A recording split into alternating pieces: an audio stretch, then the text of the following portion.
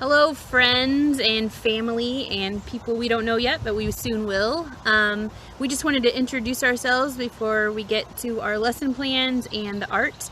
My name is Amanda Keller-Aids. I am the artist in resident at Union Chapel, and I just wanted to tell you a little bit about myself. I also am an illustrator. I illustrate children's books and I also teach art. So I've been drawing since I was very, very young, and I feel like sometimes the weirder the art, the cooler it is. And I believe everyone is an artist at heart. So with further ado, this is Megan. Hi, my name is Megan Sharp, and I am the Community Outreach Coordinator at Union Chapel. I also run a nonprofit called Strive Worldwide that is partnered with Union Chapel on some creation care activities and gardening on the church grounds. And I love all things nature, wildflowers, bugs, animals, and we are in the perfect setting today for our first video to bring you some of that. So here shortly we will be talking to you a little bit about where we are, and then we've got an art lesson coming your way.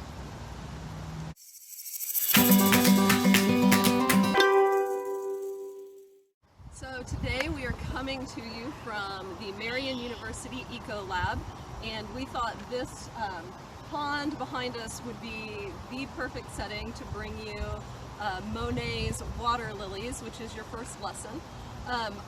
In my ample spare time, I am an on-call science instructor here at Marian, so I take K through 12 groups on occasion on field trips through the Eco Lab. I also teach environmental science for St. Joseph's College that is part of Marian University. So I spend a fair amount of time here. This is one of my favorite places in Indianapolis, and definitely something that I would consider a hidden gem. It seems like not a lot of people are aware that this is here, but it is a 75-acre park that showcases Indiana's amazing natural systems, natural ecosystems. So the mansion on the top of the hill is the Allison Mansion, and when the Allison family lived here, this was their estate, and they saw the value in Indiana's native ecosystems and in protecting those ecosystems, and they partnered with a landscape architect named Jens Jensen. I'm not 100% sure how he pronounced it, but they partnered with him to restore this area to feature the native ecology of Indiana. So within the 75 acres here at Marian, obviously we have ponds, there are wetlands, forest, and a prairie area. So if you came here for a hike, you would get to see all of those different examples of Indiana's ecology, and it's really fantastic. There are amazing examples of fish, birds, insects, and probably the most influential species here in the Eco Lab, the beaver. So much of the landscape that you see here is actually dictated by how the beavers use the resources in the system to move water, to channel water, and create pathways to move around. We encourage you, if you have an opportunity, to come out here and take a look. It's open to the public from dusk until dawn. No, from dawn until dusk, sorry. And it's available for you to come check out sometime.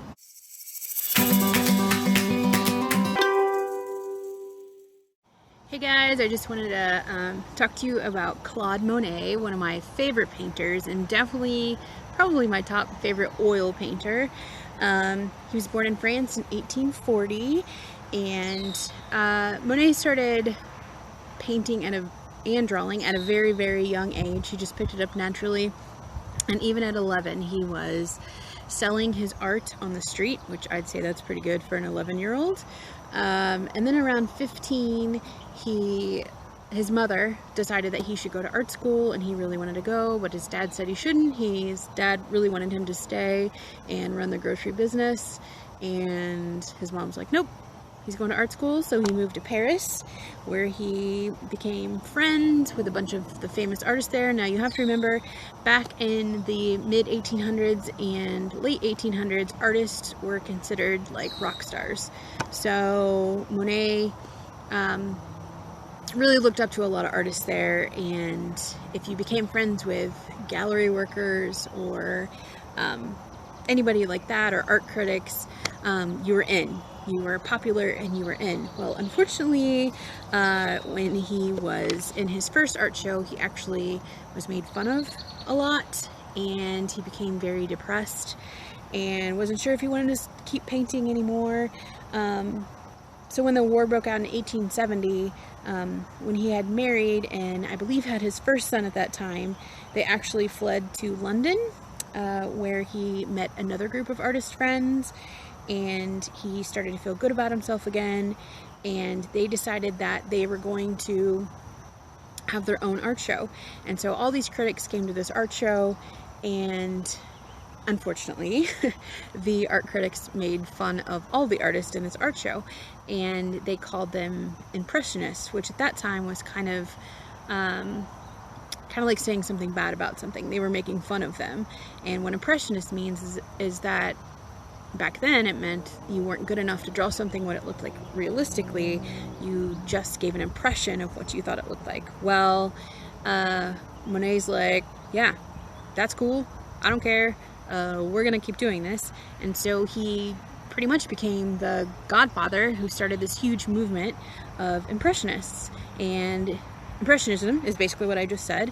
It's just your thoughts or your impressions using paint and light and brushstrokes to interpret something.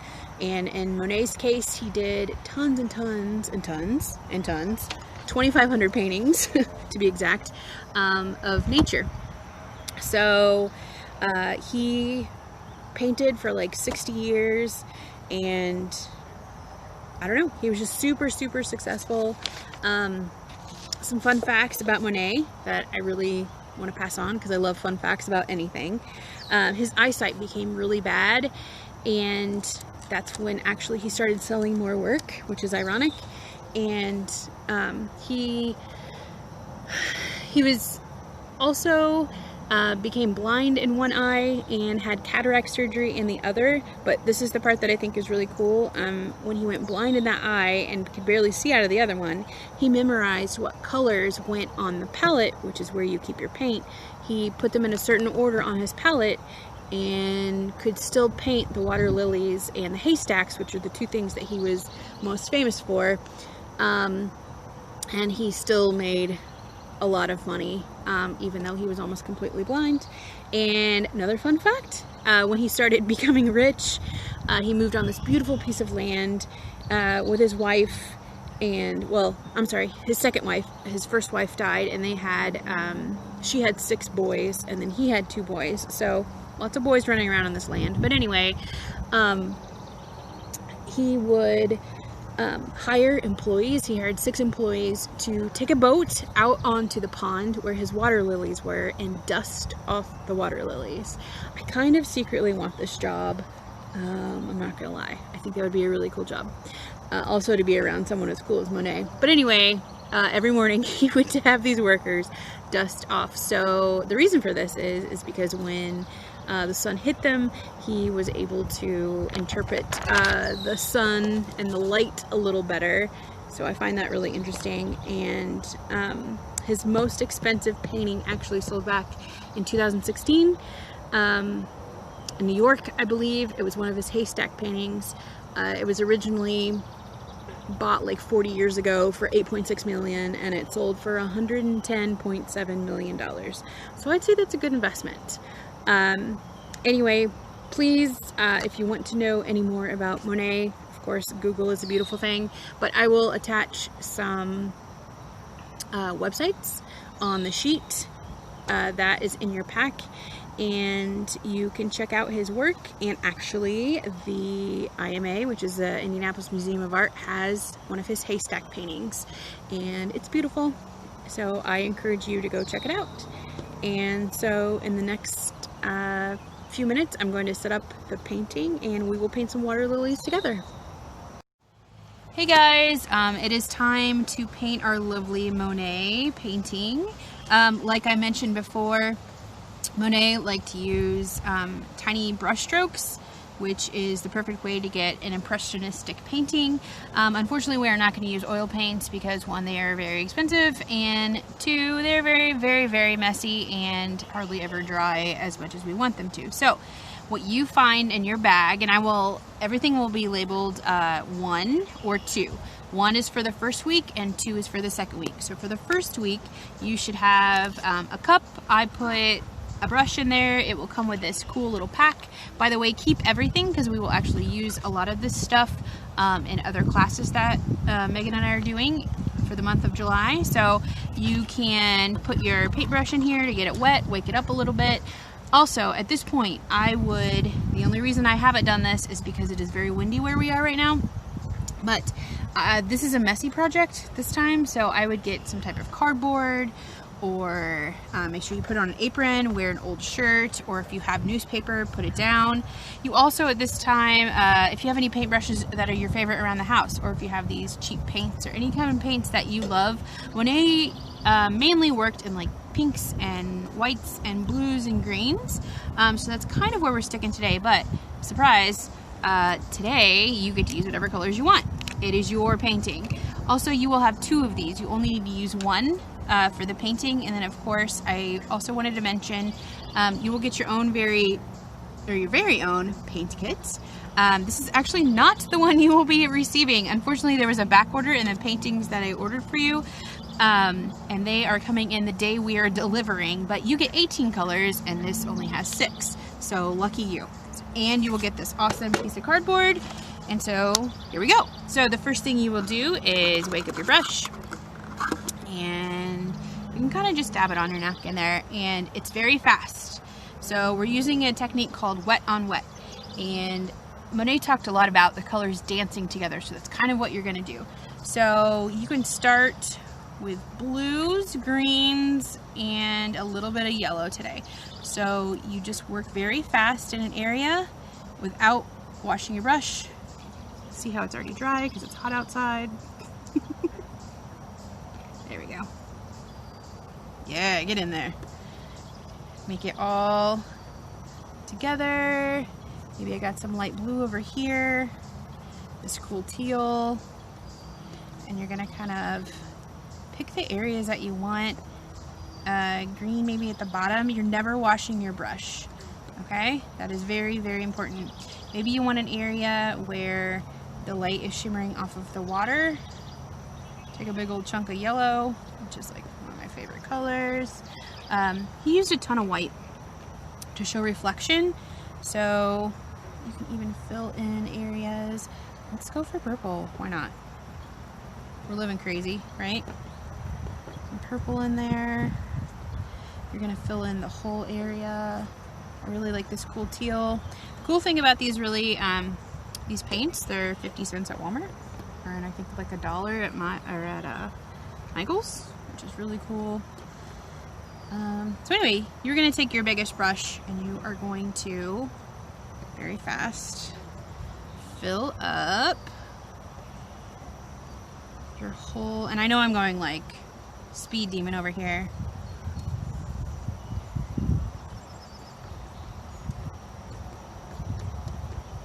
And let's get some white. All right, so you're gonna fill your whole thing, okay? Then, cool part. You do not wash your brush. You just kind of wipe it off, okay? Now we're gonna do some grass in the water. So I really like this lime color, but you don't want it too bright, so maybe I mix it with a little teal. And you just kind of guess. You know, you do some green, maybe some blue and green, maybe some purple, blue and green, just kind of like this. On both sides, maybe there's some up here. I just realized I just sounded like Bob Ross. So maybe this is happy grass. Now let's do some lily pads. And I love blue and green together. You want them kind of dark, and see how thick that is? That's what you want to do. Really, there's no wrong way of doing this, guys. So how many ever you want. I can hear Megan. She's the one holding the camera right now, and I feel like she's like, yeah, there is a wrong way to do this. There's not. My way. My way is the wrong way to do this. Incorrect, Megan. I don't know. Let's put a little guy over here, right? I like what we got so far. Okay, so there's your lily pads, your grass, maybe a little bit more. Let's put a little guy over here. Okay, Monet painted super thick. So you are done with the big brush, or the bigger brush. You can put it back in your water. And I don't know if you guys know this, but to wash a paintbrush, you kind of,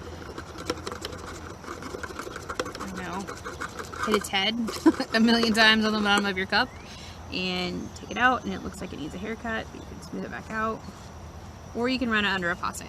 It's up to you guys. Anyway, I'll let him in his water, and now you're going to take one of the skinny brushes that I gave you, and we're going to put some flowers on our lilies, or lily pads. Okay, and we are also not going to, this one's got two. We're not going to wash our brush. And I know your white's getting kind of gross. It's alright. No big deal. You want it pretty thick.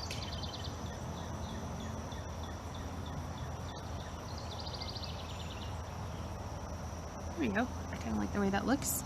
And wipe off that. And I'd say let's put in some yellow in the middle. And at this point, then you can start to get a little more finicky. I'm going to do some small grass, so maybe yellow and green together. Some skinnier grass. Maybe just all yellow.